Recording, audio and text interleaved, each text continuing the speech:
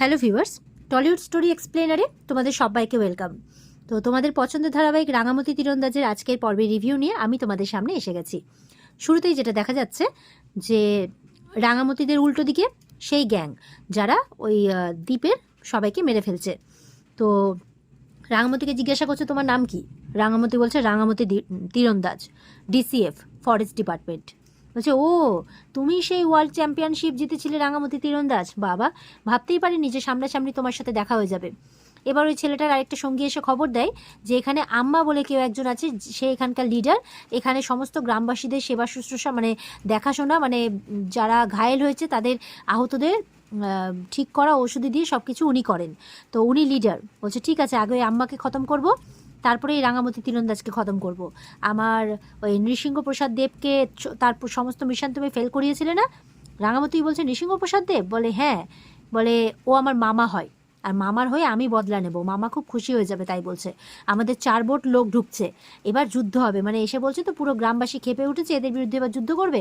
তাই বলছে তাদেরও লোক ঢুকছে 4 বোট, তাই জন্য যুদ্ধ হবে, এখন মারামারি হবে।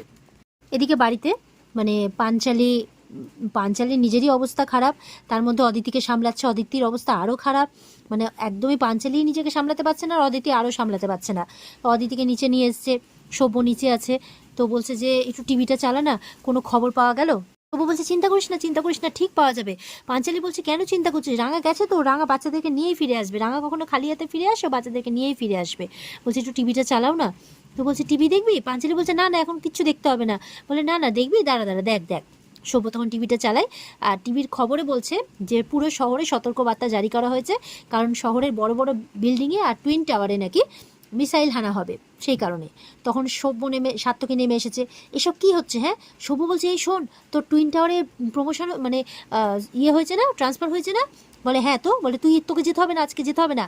আর ওদিকে অঙ্কুর, ওরও আজকে টুইন টাওয়ারেই খাবার ডেলিভারি দেওয়া আছে, সেই জন্যে ও বলছে না না, এটা হয় নাকি? কিছুতেই হয় না, আমাকে তো যেতেই হবে খাবার ডেলিভারি দিতে। এইসব কী খবর টবর চলছে? সাত্তকী বলছে এমনি বাড়ির পরিস্থিতি এরকম, ওদিকে ময়না উঠতে পারছে না বিছানা থেকে, আর তার মধ্যে এদিকে এই এই সব খবর বন্ধ কর বন্ধ কর। তাই বলছে। বলে সবু বলছে আরে শহরে মিসাইল হানা হচ্ছে, যাস না যাস না, তোরা যাস না। অঙ্কুর বলছে কিছুতেই সম্ভব নয়, এইসবের জন্য কি বাড়িতে বসে থাকবো নাকি?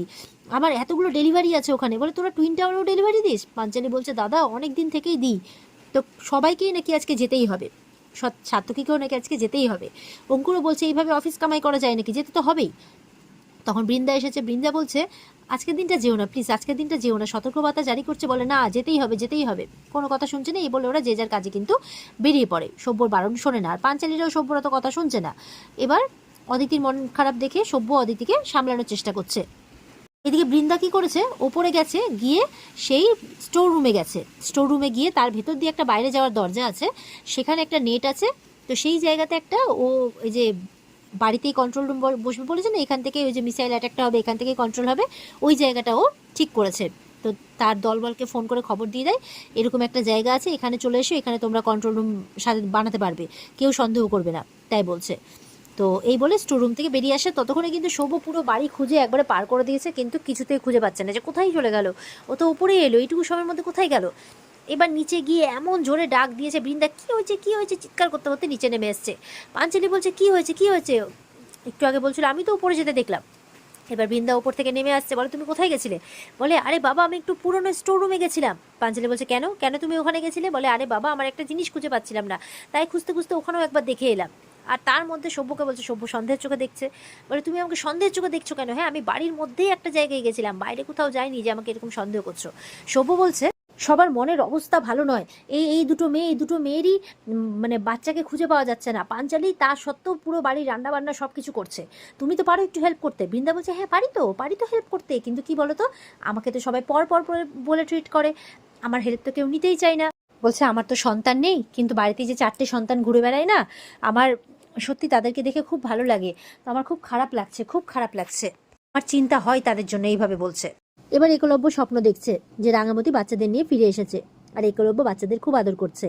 দিয়ে কিছুক্ষণ পর দেখছে সব মিলিয়ে গেল হাওয়াতে। কি হলো দেখছে স্বপ্ন দেখছে। নিচে এসছে রাঙামতি করতে করতে। এদিকে পাঞ্চালি অদিতিকে খাওয়ানোর চেষ্টা করছে, কিছুতেই খাচ্ছে না।